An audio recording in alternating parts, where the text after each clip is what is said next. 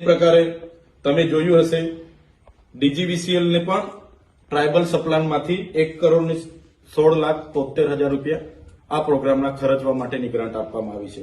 એ જ પ્રકારે તમે જોતા હશો એસટી વિભાગીય નિયામકને 6 કરોડ રૂપિયા। તો આ જે પ્રકારના ખર્ચાઓ ત્યાં થયા છે એના હજુ અમને પૂરા બિલ મળ્યા નથી, હજુ અધૂરા બિલો છે।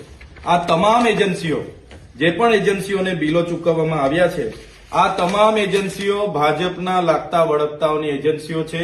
કોઈ પણ જાતના ટેન્ડર કર્યા વગર ટેન્ડર નિયમોને નેવે મૂકીને બારોબાર આ તમામ એજન્સીઓ ભાજપના રાજકીય પક્ષ સાથે સંકળાયેલા લોકોની છે।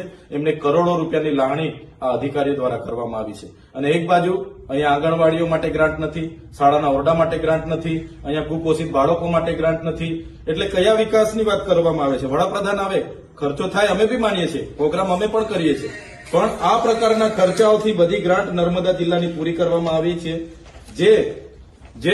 જે ગ્રાન્ટમાં જે પણ અધિકારીઓ, કોન્ટ્રાક્ટરો અને જે પણ રાજકીય વર્ગ ધરાવતા નેતાઓ સંકળાયેલા હોય બધા પર તપાસ કરીને જે પણ રકમ છે એ રકમ પુનઃ જમા કરવામાં આવે એવી અમારી માંગણી છે। કેમ કે આદિવાસીના બાળકોની તમામ રકમ આ રીતના અમે વાપરવા નહીં દઈશું।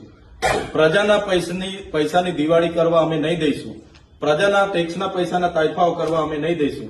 અમારી માંગણી છે સરકાર આમાં ગંભીરતાથી જે પણ અધિકારીઓ અને કોન્ટ્રાક્ટરો આ પ્રકારના બિલો મૂક્યા છે એમના પર તપાસ કરે, સીઆઈડી તપાસ કરે અને અઠવાડિયાની અંદર એફઆઈઆર કરીને કાયદેસરની કાર્યવાહી કરે એવી અમારી માંગણી છે।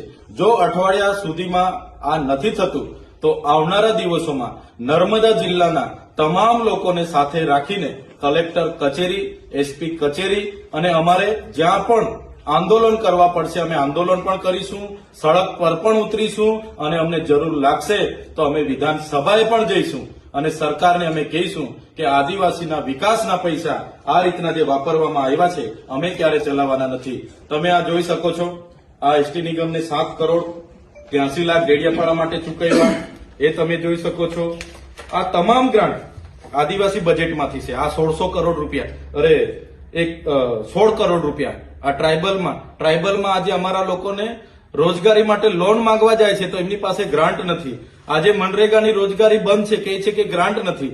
તો આ તાઇફાઓમાં તમે આટલા કરોડો રૂપિયા વાપરી નાખો તો કઈ રીતના ચાલશે? એટલે અમારી સરકારને બે હાથ જોડીને નમ્ર વિનંતી છે, જે પણ આદિવાસીઓના વિકાસની ગ્રાન્ટ રાજકીય વર્ગ ધરાવતા કોન્ટ્રાક્ટરોને ચૂકવવામાં આવ્યા છે અને અધિકારીઓની મિલીભગતથી થયા છે, તમામ લોકોમાં તપાસ થાય અને કાયદેસરની કાર્યવાહી થાય અને જે પણ ગ્રાન્ટ એ ફરી રિકવર કરવામાં આવે એવી અમારી માંગણી છે। અને જો આમ નહીં થશે તો આવનારા દિવસોમાં અમે ઉગ્ર આંદોલન અહીંયા કરીશું।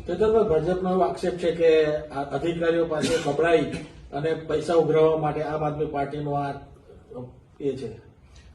અધિકારીઓ તમામ ભાજપ સાથે સંકળાયેલા છે। આ એજન્સીઓ પણ બધી ભાજપના લોકોની છે, સરકાર એમની છે, પોલીસ એમની છે।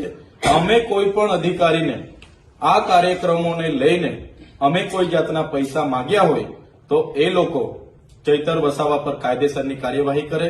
અમે એમને કહીએ છીએ કે જો આ પ્રકારના પુરાવા એમની પાસે હશે તો અમારા પર કાયદેસરની કાર્યવાહી કરે। સરકાર જે કાર્યવાહી કરશે અમે સહજતાથી સ્વીકારી લઈશું। અમે પણ નેત્રંગમાં કાર્યક્રમ કર્યો છે।